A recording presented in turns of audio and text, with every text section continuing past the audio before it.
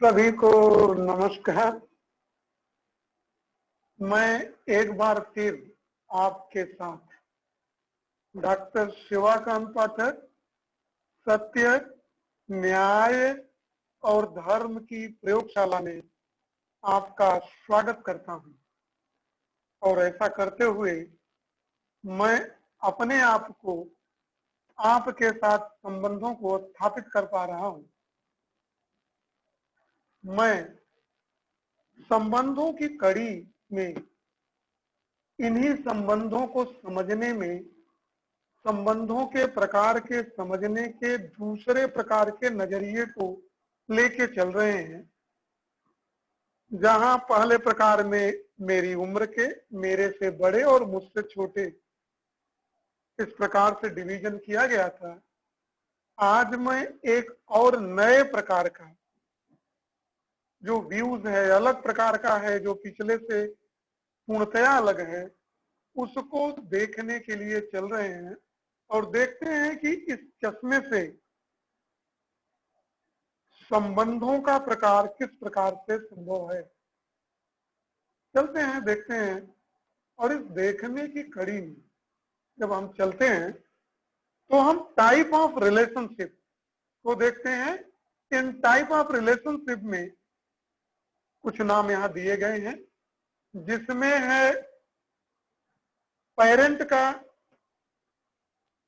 बच्चों के साथ, अभिभावक का बच्चों के साथ, टीचर का स्टूडेंट के साथ, मित्र का मित्र के साथ, पत्नी का पति के साथ या पति का पत्नी के साथ, अपने सहकर्मियों के साथ और योगियों के साथ।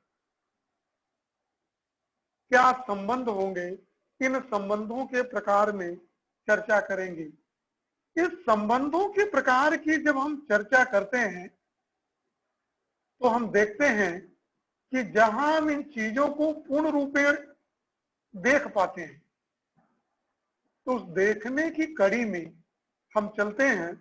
और उस देखने की प्रक्रिया में जब मैं आगे बढ़ता हूं तो आज मैं भगवान बुद्ध की अपने अनुयायियों की दी गई शिक्षाओं को आधार बनाने के लिए चल रहा हूं,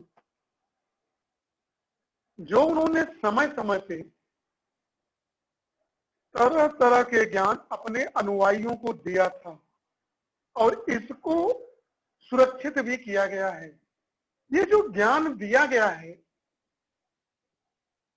यह लगभग 2500 वर्ष पूर्व दिया गया है, लेकिन यह आज भी प्रासंगिक है। इसका मतलब इस सिद्धांत की यूनिवर्सलिटी स्वयं सिद्ध है, जिसको हम प्रस्ताव रूप में आपके सामने रख रहे हैं। देखें, जांचें और परखें कि इसमें भगवान बुद्ध का दर्शन क्या कहता है, उनकी फिलॉसफी क्या कहती है। आज के जीवन में हम देख रहे हैं जहां समस्याएं पहले की अपेक्षा और कॉम्प्लिकेटेड होती जा रही हैं। पिछले समयों से जैसे जैसे ये समय आगे बढ़ता जा रहा है, समाज में मानसिक रोगियों की संख्या पिछली तुलना में बहुत तेजी से बढ़ रही है। क्यों सार्वभौमिकता इसकी सिद्ध है, उसका कारण देख लें। संबंध बहुत तेजी से टूट रहे हैं। बच्चे हों,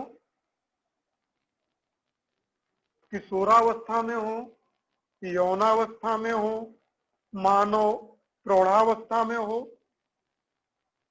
या वृद्धावस्था में हो, सब में देखा गया है कि संबंधों की मधुरता नहीं टिक पा रही है। टूटने की कड़ी हर लेवल पे देखने को पड़ रही है और जैसे जैसे समय बढ़ रहा है, इसका ग्राफ भी बहुत तेजी से बढ़ रहा है। बच्चों में घृणा की भावना, उनकी अनगिनत फरमाइशों का होना, उनके आकांक्षाओं की पूर्ति न हो पाना, जिसके कारण कई तरह के अनैतिक कार्यों को किया जाना, ये कई तरह से, ये आज की समस्या नहीं है।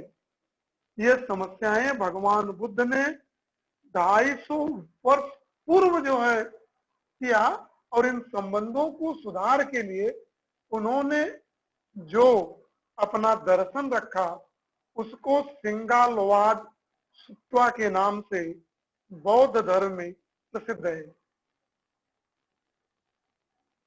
देखिए,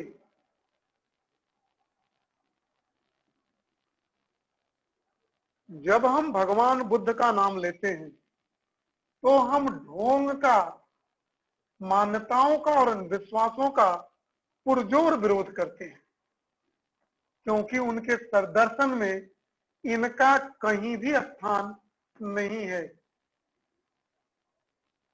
इनके जो समय समय पे जो प्रवचन किए गए, प्रीच किए गए, वो मंगल सुत्वा,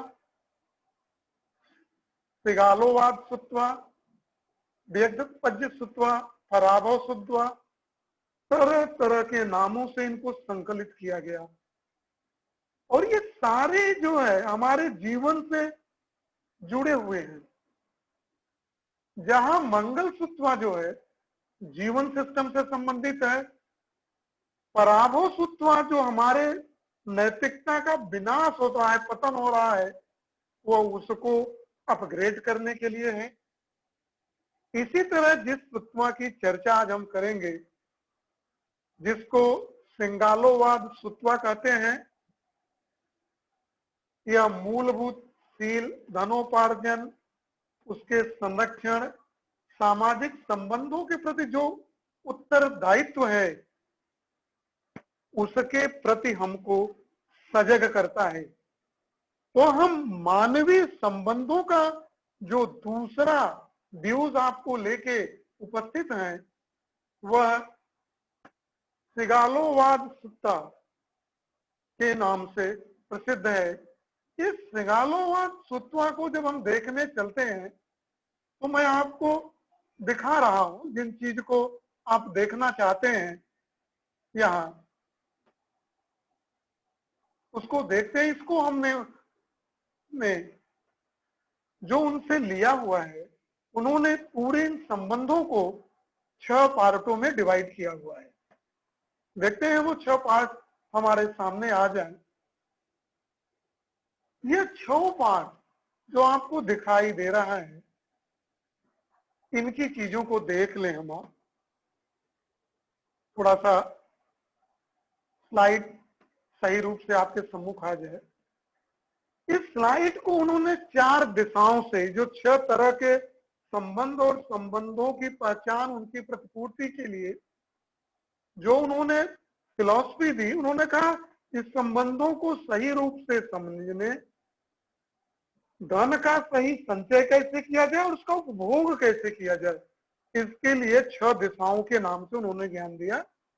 इस 6 दिशाओं में north, east, west, south, nadir और जेनिथ, चारों दिशाएं, और ऊपर और नीचे, आकाश और पाताल के नाम से इन्होंने किया। इसको देखने के लिए जो 6 दिशाओं में, इस स्लाइड को नीचे भी देख लें, इसको एक्सप्लेन करने के लिए इसके हिंदी वर्जन को भी आपके सामने मैं ला रहा हूं। ये जो 6 दिशाएं, जो east, west, south, north, nadir और जेनिथ, जो जेनिथ है वो योगियों के लिए है, नादिर जो है वर्कर के लिए है, वेस्ट जो है वाइफ के लिए, साउथ टीचर्स के लिए, नॉर्थ फ्रेंड्स के लिए, ईस्ट पेरेंट्स के लिए। जो इन संबंधों का है, संबंधों को पहचानना और प्रतिपूर्ति है इन सब के लिए, इनको देखने की दिशा में हम चल रहे हैं। जब इनको देखने की दिशा में हम चल रहे हैं तो हम ये देख पाते हैं इन सभी दिशाओं में 6 दिशाएं 6 तरह के रिश्तों को बचाने के लिए है। 6 दिशाओं में ये दिशाएं हैं क्या, इनके विषय में समझ लें। पहले कुछ पॉइंट्स है हमारे पास इन 6 दिशाओं को समझने में। यह हमारे जीवन के प्रारंभ से, हमारे बचपन से जो होता है, ये पूरब की दिशा से शुरू होता है। यह पूरब की दिशा में बच्चों को माता पिता के साथ संबंधों के रूप में दर्शाता है। जब हम बढ़ते हैं, युवा अवस्था में पहुंचते हैं, तो हमारे जीवन का अगला धरातल शुरू होता है, अगला स्टेज शुरू होता है। स्कूल एजुकेशन से जो शुरू होता है, विद्यालय की शिक्षा से जो शुरू होता है, यह दक्षिण दिशा के नाम से है। यह स्टूडेंट और टीचर के संबंधों को दर्शाती है। जो पूरब की दिशा है वह मेरा और माता पिता अभिभावकों के साथ, घर में जितने भी परिवार में अभिभावक है उनके साथ संबंधों को दर्शाता है। बड़े हो जाने पे ये दक्षिण दिशा, दक्षिण पूरब से दक्षिण घूमते रहिए आप, दिशाओं पूरब से दक्षिण। तो हम टीचर के साथ अपने संबंधों को देखते हैं।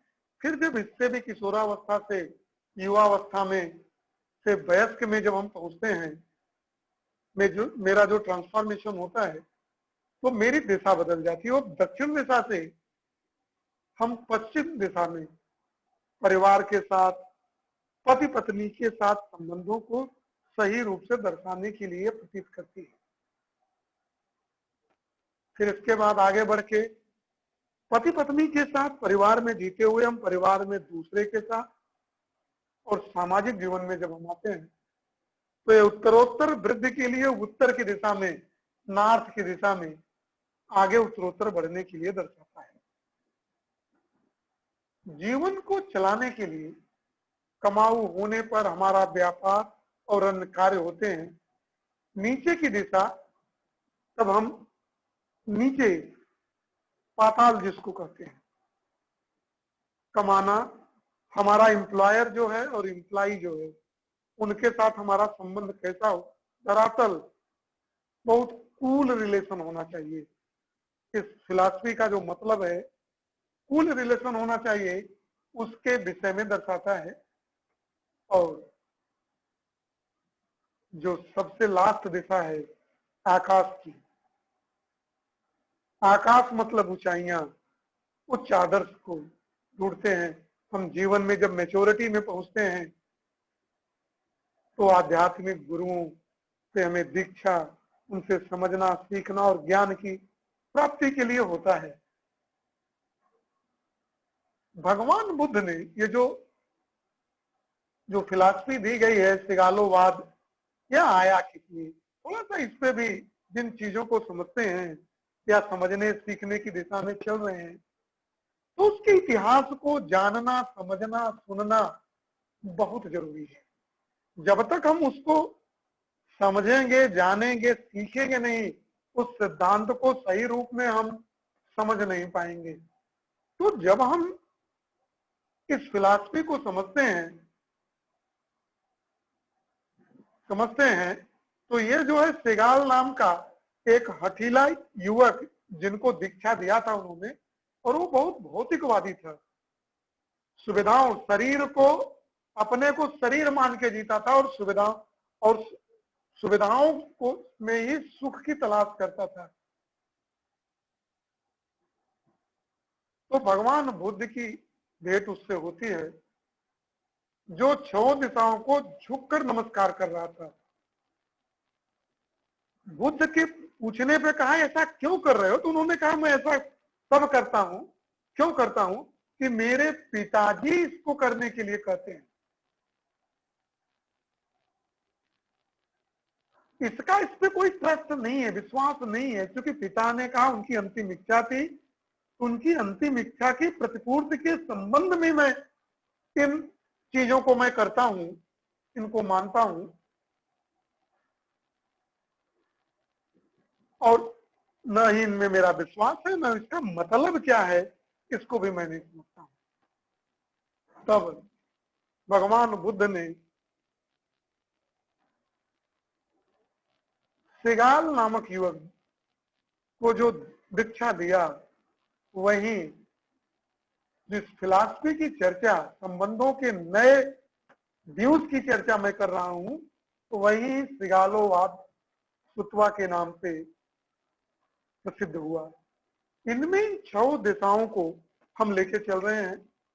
पहला है पूरब की दिशा से हम चलते हैं, बच्चे और माता पिता के साथ संबंधों को जिसमें बताया गया है। इसमें किसी काल्पनिक ईश्वर को ईश्वर नहीं कहा गया है, ब्रह्म नहीं कहा गया है, जबकि माता पिता को ही भगवान बुद्ध ने ब्रह्म कहा। ब्रह्मादिति माता पितरों का उपदेश दिया। कहा कि बुद्धिमान व्यक्ति को माता पिता का उचित सम्मान करना चाहिए, बुढ़ापे में उसकी देखभाल करना चाहिए। बुद्ध ने कहा कि अपने परिवार के मान सम्मान को अक्षुण्ण रखना चाहिए। बच्चों को अपने माता पिता द्वारा कमाई गई संपत्ति की रक्षा करनी चाहिए। एक बार बहुत ध्यान से समझें, अगर आप बना नहीं सकते तो माता पिता द्वारा ट्रांसफर की गई संपत्तियों का नुकसान करने मत करिए। अगर उन्होंने कहा कि अगर कोई व्यक्ति दिन रात अपने माता पिता की सेवा करता है, तब भी उसके ऋण से मुक्त नहीं हो पाता है। उसके ऋण से मुक्त होने का तरीका है कि माता पिता शीलवान नहीं है तो उन्हें शीलवान करने में मदद करें। अगर वो पोलाइट नहीं है तो उनको पोलाइट बनाने में मदद करें। अगर शीलवान है, बुद्धिमान है, ज्ञान है, राइट अंडरस्टैंडिंग है उनके अंदर, ठीक है।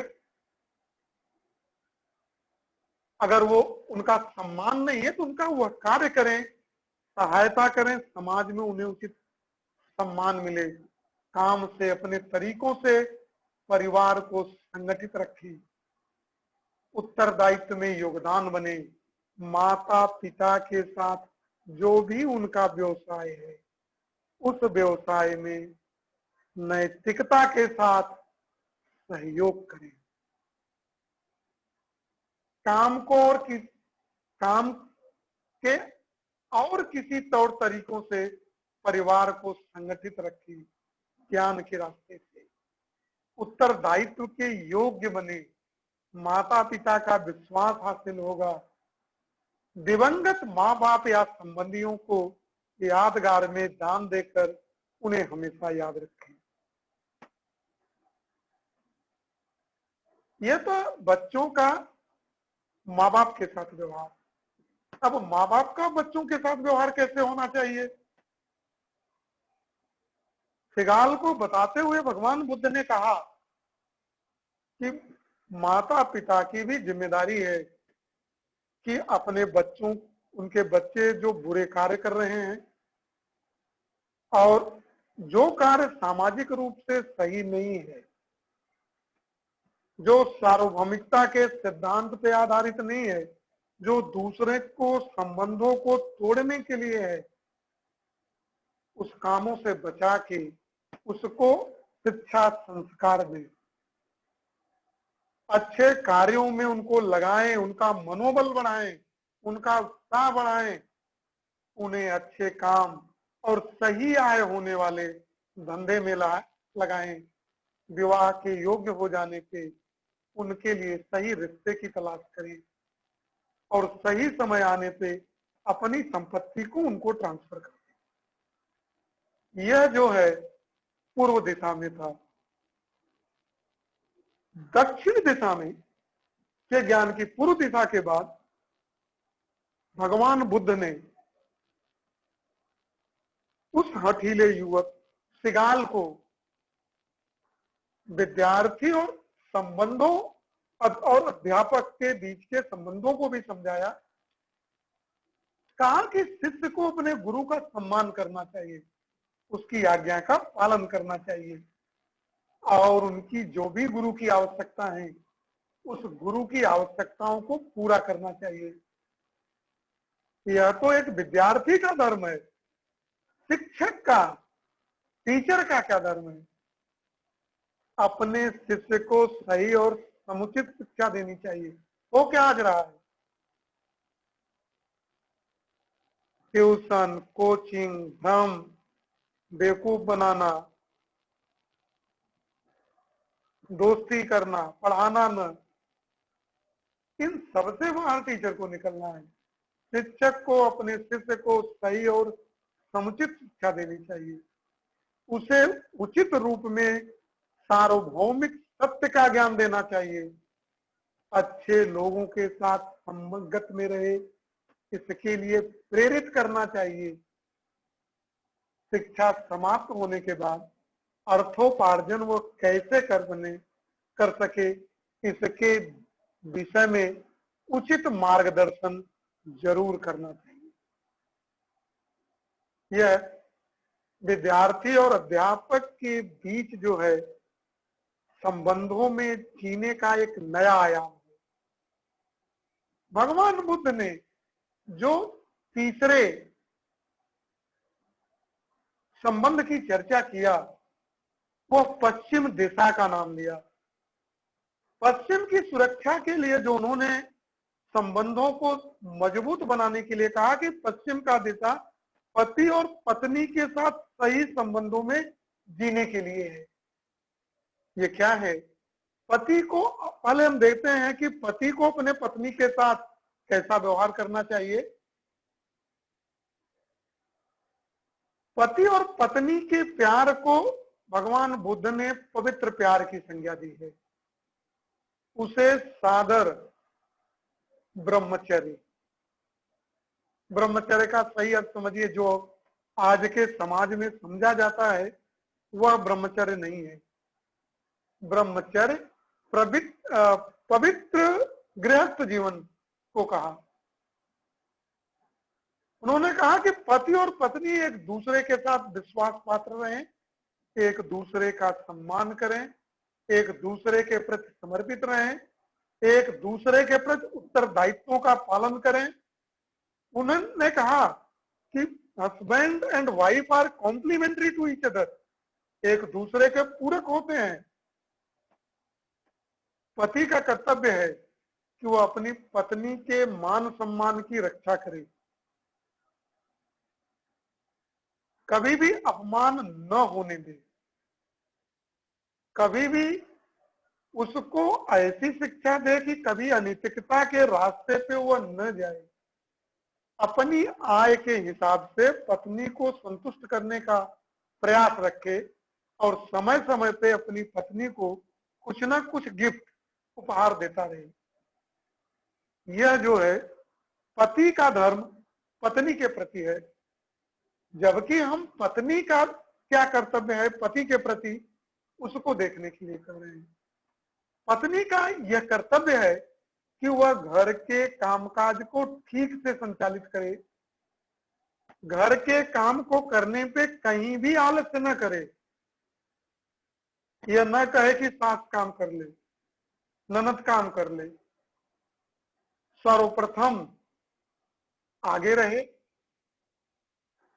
फ्रंट से लीड करे, परिवार में समस्त व्यक्तियों का यथोचित आदर सम्मान करे, झूठ न बोले, अनैतिक बात न बोले, किसी के बात पे अनावश्यक नाराज न हुए। और पत्नी का सबसे बड़ा धर्म है कि अपने पति के आय की सुरक्षा करे और उसमें सतर्क और दक्ष रहे। यह पति और पत्नी का भगवान बुद्ध द्वारा दिया गया संबंधों के विषय में सिगाल के माध्यम से उनका जीवन दर्शन है। फिर उन्होंने उत्तर दिशा में आया। सबसे पहले उन्होंने पूर्व दिशा से दक्षिण दिशा, दक्षिण दिशा से पश्चिम दिशा, पश्चिम दिशा से उत्तर दिशा में। अब यह उत्तर दिशा में जब आए उन्होंने मित्र और सहयोगियों के साथ संबंध। भगवान बुद्ध ने कहा कि चाहे मित्र हो, चाहे पड़ोसी हो, चाहे हमारे संबंधी रिश्तेदार हो, उनका उचित सादर सम्मान और सत्कार करना और प्रिय और सत्यवादी बोलना, उनकी भलाई में अपनी भलाई देखना और संकट के समय कभी उनका साथ न छोड़ना, मित्र और पड़ोसी मित्र का मित्र के साथ संबंध है। जब जब हम इन संबंधों को नहीं निभा पाते हैं, तब तब हम मित्रता के संबंध को संपूर्णता और समग्रता में नहीं देख पाते। इसके बाद भगवान बुद्ध ने दो और दिशाओं का पर अपनी दीक्षा सिगाल नामक युवक को दी, जिसमें उन्होंने नीचे और ऊपर, नीचे को पाताल दिशा और ऊपर को आकाश की दिशा, तो पाताल दिशा नीचे की दिशा के लिए उन्होंने अपने दर्शन को रखा, फिलॉसफी को रखा और कहा कि यह अपने एम्प्लॉय और एम्प्लॉयर के बीच क्या संबंध होना चाहिए, सहकर्मियों के साथ क्या संबंध होना चाहिए, इसके विषय में कहा। उन्होंने कहा पहले मालिक को कैसे, एम्प्लॉयर को कैसे होना चाहिए, फिर एम्प्लॉय के विषय में कहा। उन्होंने सबसे पहले, भगवान बुद्ध ने किसको पहले लिया? इस दर्शन को सही और स्पष्ट रूप से समझ जाने की जरूरत है। उन्होंने सबसे पहले एम्प्लॉयर का नाम लिया, जो ऊपर की कुर्सी पे है। ऊपर की कुर्सी पे रहने वाले का कर्मचारी के साथ कैसा व्यवहार होना चाहिए, इसके विषय में भगवान बुद्ध ने अपनी बात रखने की कोशिश की। मालिक का अपने कर्तव्यों के प्रति भी उत्तरदायित्व है, और किसके कर्तव्य? अपने कर्मचारियों के प्रति कर्तव्यों के उत्तरदायित्व। अपने एम्प्लॉयर हैज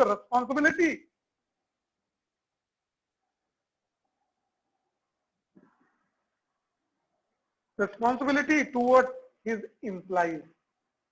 उसकी ये जिम्मेदारी बनती है कि उसकी योग्यता और क्षमता के अनुसार काम दे, न कि जाति धर्म, कौन पहले ज्वाइन किया था, कौन बाद में ज्वाइन किया, ये तो मेरे पास नहीं आता है, यह बहुत कड़वा और सच बोल देता है, यह मेरे गोल में नहीं है, यह मुझे अच्छा नहीं करता, यह नहीं होना चाहिए। अगर ऐसा है तो एक एम्प्लॉयर की यह सही योग्यता नहीं है, उसको अपने जिम्मेदारियों का ज्ञान नहीं है। जब जब जब एम्प्लॉयर को अपनी जिम्मेदारी का ज्ञान होगा, तब तब वह उसकी योग्यता को पहचानेगा, विश्वास करेगा और उसकी योग्यता के अनुरूप कार्य करेगा, न कि एक काम देने के बाद 10 जासूस लगा देगा, पूरे सिस्टम को ही जासूस बना देगा। और ऐसा करते हुए सब प्रसन्न होगा, रात को उसको नींद नहीं आएगी, ऐसा भगवान बुद्ध ने कहा। काम के बदले उचित वेतन और उचित पारिश्रमिक दे, उसके हेल्थ का भी ध्यान रखें,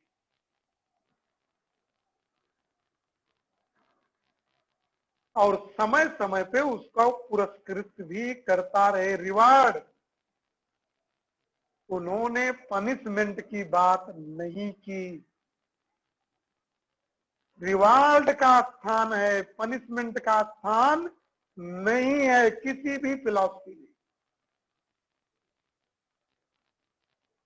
रिवार्ड और सत्य, न्याय और धर्म ही सही कॉन्सेप्ट पैदा करता है। इसीलिए मैं सेवाकांत पाठक जब जब आपके सामने आता हूं, तब तब मैं सत्य, न्याय और धर्म की बात करता हूं। ये तो एम्प्लॉयर का अपने एम्प्लॉय के साथ है। जब एम्प्लॉयर सब कुछ करता है, तो मेरा भी, एम्प्लॉय का भी तो धर्म बनता है। अगर मैं एम्प्लॉय हूं तो मेरा भी धर्म तो बनेगा ना। इन एम्प्लॉयर का अपने जो एम्प्लॉय के प्रति जिम्मेदारी है, ईमानदार रहें, सत्य वाचन करें, उसकी झूठी प्रशंसा न करें कि श्रीमान जी आपसे बड़ा योग्य तो पैदा ही नहीं हुआ,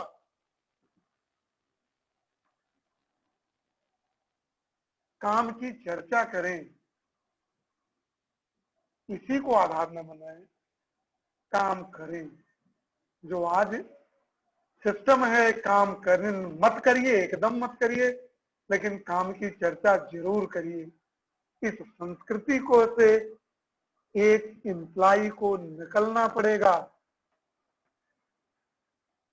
कर्मचारी को अपने स्वामियों के प्रति व्यवहार, कर्मचारियों के अपने मालिक के प्रति वफादारी और जिम्मेदारी के प्रति ईमानदार रहें। आलस्य को छोड़ के पूरी मेहनत के साथ और पूरी सिंसियरिटी लगन के साथ कार्य करें। आज्ञाकारी रहें। आज्ञाकारी कहने में नहीं, आपके चेहरे के एक्सप्रेस वैल्यू में भी है, नजर आए और सब कुछ करें जीवन में, लेकिन मालिक को कभी धोखा न दें। चाहे आप एम्प्लॉय के, एम्प्लॉयर के, एम्प्लॉय के किसी कैटेगरी से बिलोंग करते हो, कभी भी अपने धनोपार्जन को मालिक को बेवकूफ बना के, अगर वो बेवकूफ भी है तो उसको सही ज्ञान दें और कभी ऐसा न बनाए, नहीं तो वह अर्जित धन आपके परिवार के ज्ञान काम कभी नहीं आएगा। ऐसा मैं शिवाकांत पाठक नहीं कह रहा हूं, ऐसा भगवान बुद्ध ने कहा। इसके बाद अगर कोई मानव इन सभी पांचों दिशाओं को सही रूप से समझ लेता है तो परमानंद के प्राप्ति का रास्ता भी ऊपर जाने की आकाश दिशा में सुरक्षा, आध्यात्मिक गुरु और उपासक के विषय में श्रीगाल नामक युवक को बड़े ही स्पष्ट और मार्मिक शब्दों में इसका उल्लेख किया। उन्होंने कहा कि जो धर्म गुरु होते हैं, जो योगी हैं, नाम के योगी नहीं, कर्म के योगी,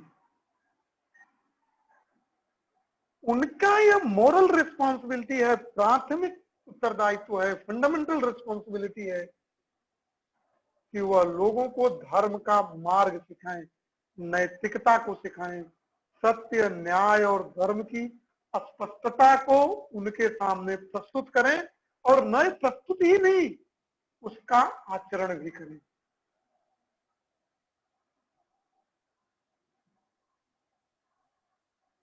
उन्होंने यह भी कहा कि जिससे कोई भी व्यक्ति धर्म के मार्ग में चलकर नैतिकता और आध्यात्मिकता का जीवन जी सके। उन्होंने यह भी कहा, भगवान बुद्ध ने श्रीगाल नामक युवक को कहा, लालच, क्रोध, सेक्स, वासना, भय, ईर्ष्या के वशीभूत होके कोई काम न करे। कहीं ऐसा करते हुए आप मजाक का पात्र न बने।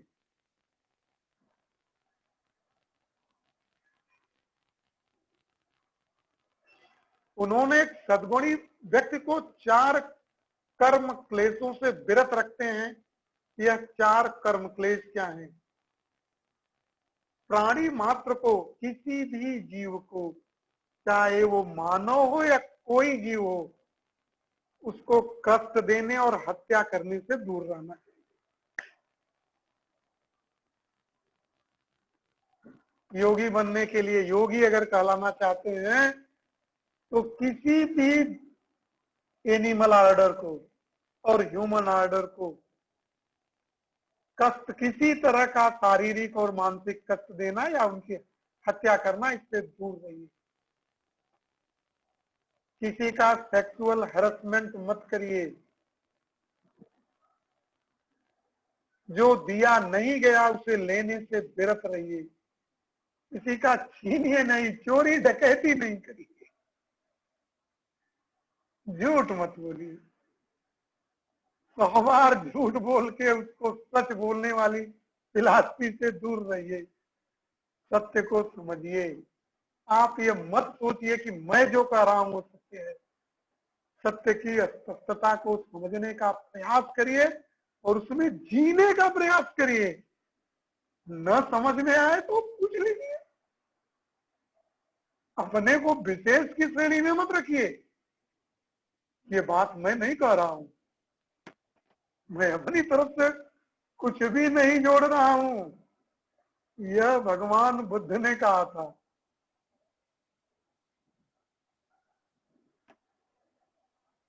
उन्होंने यह भी कहा कि एक सद्गुणी व्यक्ति जो होता है, संपत्ति का जो संवर्धन है, इंक्रीजमेंट है, मल्टीप्लिकेशन है और उसका जो मैनेजमेंट है, उसे कैसा करना चाहिए।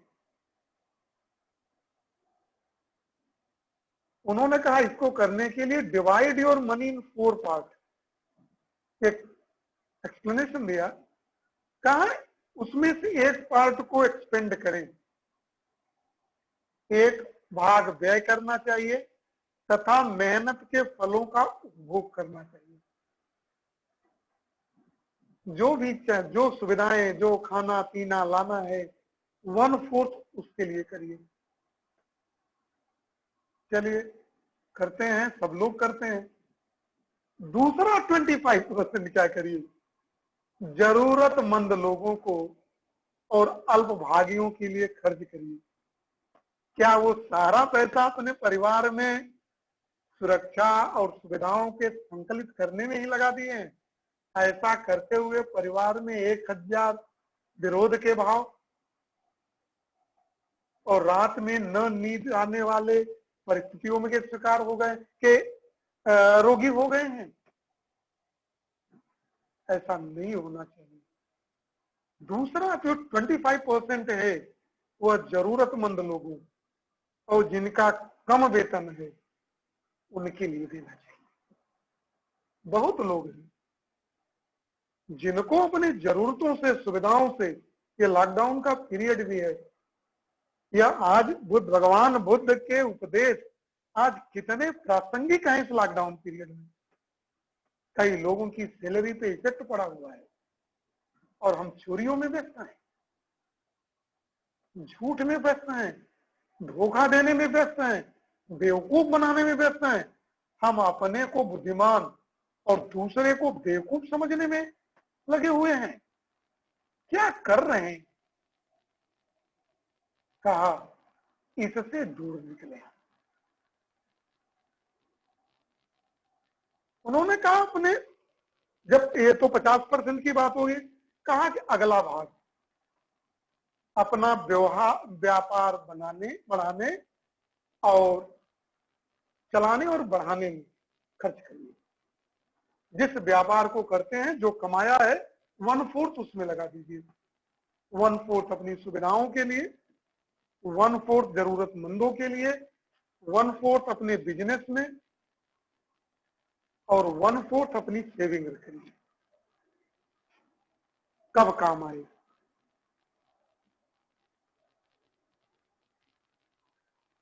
जीवन में कब आपके लिए बुरा दिन देखना पड़े। विभिन्न बचत स्कीमों में लगाएं। यह संबंधों के निर्वहन की एक दिशा है। उन्होंने कहा कि सबसे बड़ी जो सिगालोवाद की, मैं इन संबंधों को कायम रखने के लिए इन चीजों की बहुत जरूरत है, जिन्हों को उन्होंने कहा। एक बात बहुत समझ लेने की है, अगर हम कोई चीज अर्जित नहीं कर पा रहे हैं तो अपने पूर्वजों, माता पिता के द्वारा दी गई संपत्ति को नष्ट न करें।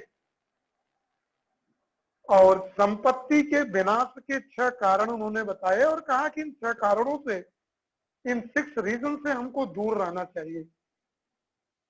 पहला है शराब और नशीले पदार्थों के से अपने को दूर रखें। आवारागर्दी और देर रात तक घर से बाहर न रखें। अक्सर मौज मस्ती और मनोरंजन की लत से दूर रहें। जुए की लत न हो, बुरे लोगों से मित्रता न हो, निठल्लापन न हो। अगर इन चीजों से दूर रहेंगे, प्रमाद, निठल्लापन, घर पे सोए हैं, काम कुछ नहीं करने जा रहे हैं, इनसे दूर रहें। लालच, गुस्सा, वासना, भय, ईर्ष्या, दूसरों को देख के जलना, इससे दूर रहें। सड़कों पर देर रात तक मत घूमिए, जुआ खाने मत जाइए, वेश्यावृत्ति, नाच और तमाशे से दूर रहिए, चरित्रहीनों की संगत मत करिए, आलसी मत बनो, झूठी विनाश की ओर ले जाती है, इनकी तरफ ध्यान दो। देखें, उन्होंने मित्रों के विषय को लेके भी कहा कि झूठे मित्र और सच्चे मित्र का चुनाव करते हुए किन पैरामीटरों को ध्यान में रखें। झूठे मित्र क्या होते हैं? मित्र जो हर बार मांगने के लिए पहुंच जाए, ये दे दो, वो दे दो, ये कर दो, कभी सहयोग के लिए नहीं, मांगने के लिए पहुंच जाए, चापलूसी करें। मिस्टर यश साहब को बहुत गड़बड़ कर रहे थे, एस के पाठक साहब ये कह रहे थे ये तो बहुत खराब आदमी है, मिस्टर तिवारी बहुत खराब आदमी है, मिस्टर यश बहुत खराब आदमी है, कहते रहिए आप। बचिए ऐसे कहने वाले लोग, ये मित्र नहीं है, ये अवसरवादी है, अपॉर्चुनिस्ट हैं। तो अवसरवादी और मित्रों के बीच सही चुनाव करिए। मित्र जो चापलूसी करते हैं, मित्र जो बातों से लुभाते हैं, मित्र जो बर्बादी लाते हैं, कल क्या थे हम, आज मैं क्या कहां पहुंच गया। जो भी जिसको भी ज्ञान है वो जानेंगे कि जिन बातों की चर्चा मैं किया, यह मित्र नहीं है, यह अवसरवादी हैं, शत्रु भी इनको कहा जाता है, इनसे दूर रहिए। सच्चे मित्र कौन है? जो सहायता करते हैं, मित्र जो अच्छे बुरे समय में रहते हैं, मित्र जो अच्छी सलाह देते हैं और देते वक्त डरते नहीं है, स्पष्ट सीना ठोक कर अपनी बात करते हैं, और जिनके अंदर करुणा है, संवेदना है, और हर वक्त जो सत्य, न्याय और धर्म की बात करता है। अगर ज्ञान है तो ज्ञानी समझ जाएगा कि असली मित्र यही होता है, और उसको खजाने की तरह सजोएगा। और ठीक वैसे ही जैसे एक माँ अपने बच्चे, आप देखते हो गाय अपने बछड़े का ध्यान कैसे करती है, चिड़िया अपने अंडे और बच्चे का ध्यान कैसे करती है। इन संबंधों को सही रूप में समझना है। भगवान बुद्ध ने श्रीगाल को इस दर्शन की दीक्षा देते वक्त सही मित्र के चुनाव में अच्छे दोस्त के का चयन करने की दिशा में उन्होंने कहा, कौन सच्चा दोस्त है? अच्छा दोस्त वही है जो अमीरी और गरीबी, सुख दुख, सफलता और असफलता, सभी परिस्थितियों में एक सा व्यवहार करे। यह नहीं कि जब जरूरत पड़े तो पीछे खड़ा हो जाए, और जब आप गलत काम कर रहे हो तो आपको कहे सर आप बहुत अच्छे हैं। जिसकी भावना आपके प्रति डगमगाती न हो, आपकी बात सुने, मुसीबत के दिनों में साथ दे, आपके सुख दुख में शामिल हो, और अपना आपके सुख दुख को समझ सके। सदगुरु से संबंध बनाओ, घटिया संगत, घटिया मार्ग छोड़ दो। सब जानते हैं, सब समझते हैं, बार बार मैं भी कहता हूं, न बोलूं तो नहीं समझता हूं। बुद्धि तो सबको दिया है भगवान ने। अगर कोई बोलता नहीं है तो ये मत समझिएगा कभी जीवन में कि वो हमको समझ नहीं रहा है। दरअसल वास्तव में वही सबसे ज्यादा समझ रहा है। देखें, अपने परिवार के लिए समय निकालो। कब बुढ़े हो जाओगे तब निकालोगे क्या? 24 घंटे सुविधाओं में लगे हो? कितना?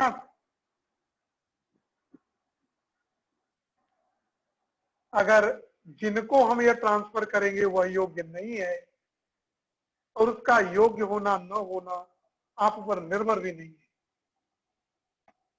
आप दिशा तो दे सकते हैं लेकिन 100% किसी की दिशा काम भी नहीं करती। इसलिए सच रहिए, सच करिए, जीवन में यह भी सीख लीजिए।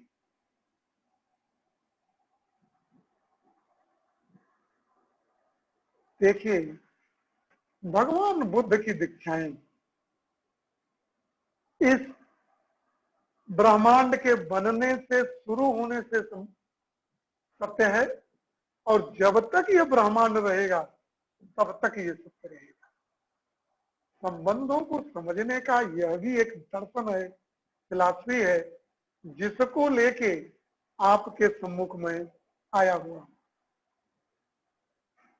आज आपके साथ बस इतना ही। इन संबंधों की चर्चा करते हुए मैं आपके साथ अपने संबंधों को भली बात देख पा रहा हूँ, समझ पा रहा हूँ और इस हृदय के स्पंदन में महसूस कर पा रहा हूँ। आज के लिए बस इतना ही। सभी को नमस्कार।